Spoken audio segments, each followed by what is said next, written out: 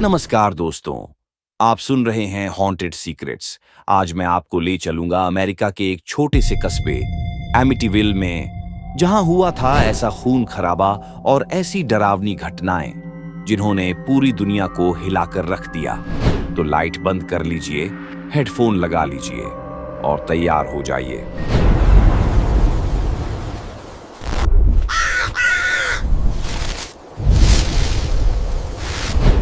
कहानी शुरू होती है 13 नवंबर 1974 से अमेरिका के न्यूयॉर्क राज्य में बसे एमिटीविल कस्बे में। ओशन एवेन्यू पर खड़ा एक खूबसूरत सफेद रंग का मकान, लेकिन उस रात इस मकान के अंदर हुई 6 लोगों की बेरहमी से हत्या। 23 साल का रोनाल्ड डी फियो जूनियर, जिसे लोग बटच कहते थे, उसने अपने पूरे परिवार को सोते हुए गोली मार दी। उसके पिता, माँ, 2 भाई और 2 बहनें, सबको उसने एक एक करके मार डाला। लेकिन हैरानी की बात यह थी कि पड़ोसियों ने उस रात कोई गोली चलने की आवाज नहीं सुनी। घर के अंदर किसी ने भागने या चीखने की कोशिश तक नहीं की। ये कैसे हुआ? क्या सब ड्रग्स के असर में थे या फिर कोई अलौकिक शक्ति काम कर रही थी? ये सवाल आज भी अधूरा है। इस हत्याकांड के ठीक 1 साल बाद दिसंबर 1975 में जॉर्ज और कैथी लट्स अपने 3 बच्चों के साथ इस घर में रहने आए। घर सस्ता था और खूबसूरत भी, लेकिन जैसे ही वे वहां आए, डरावनी घटनाएं शुरू हो गईं।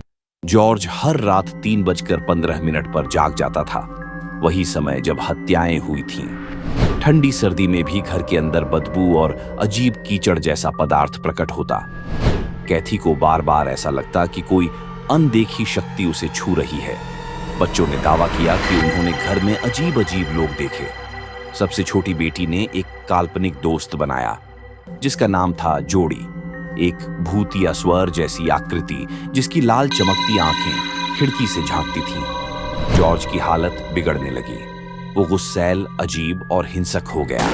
लोग कहते हैं कि वह रोनाल्ड डी फियो जूनियर की तरह बनने लगा था।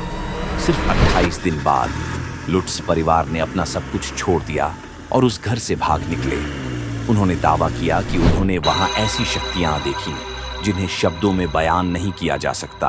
पैरानॉर्मल इन्वेस्टिगेटर्स एड और लोरेन वॉरेन, वही जो बाद में द कॉन्जरिंग फिल्मों के लिए मशहूर हुए, उन्होंने इस घर में जांच की और कहा कि यह बुरी आत्माओं से ग्रस्त है। कई मीडिया रिपोर्टर और वैज्ञानिक भी आए।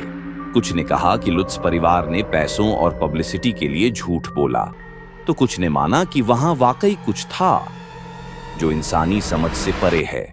सबूतों में कुछ फोटोज भी सामने आए जिनमें घर में एक छोटे लड़के की आत्मा दिखाई देती है। लेकिन वैज्ञानिकों ने कहा यह सब कैमरे की ट्रिक है। आज तक कोई निश्चित तौर पर नहीं बता पाया कि यह सच था या झूठ। तो दोस्तों, सवाल यही है, क्या न्यूयॉर्क राज्य में बसे एमिटीविल कस्बे के ओशन एवेन्यू की घटनाएं वाकई असली थीं? सच क्या है, कोई नहीं जानता, लेकिन इतना तय है कि आज भी ओशन एवेन्यू का वह मकान लोगों को डराता है। एमिटीविल हॉरर पर किताबें लिखी गईं। 1979 से लेकर आज तक 30 से ज्यादा फिल्में और डॉक्यूमेंट्री बनी। ये कहानी अमेरिका की सबसे मशहूर हॉन्टेड स्टोरीज में से एक है। आज भी जब कोई उस घर के पास से गुजरता है तो कहता है वहां कुछ अजीब महसूस होता है। तो दोस्तों, ये थी एमिटीविल हॉरर की रहस्यमयी कहानी। हत्या, डर और आत्माओं का आतंक। सच और झूठ के बीच झूलती यह कहानी आज भी पूरी दुनिया को डराती है। आपका क्या मानना है? क्या ये सब धोखा था या वाकई उस घर में आज भी आत्माएं मौजूद हैं? सोचिए, और अगली बार मैं लेकर आऊंगा एक और डरावनी सच्ची घटना।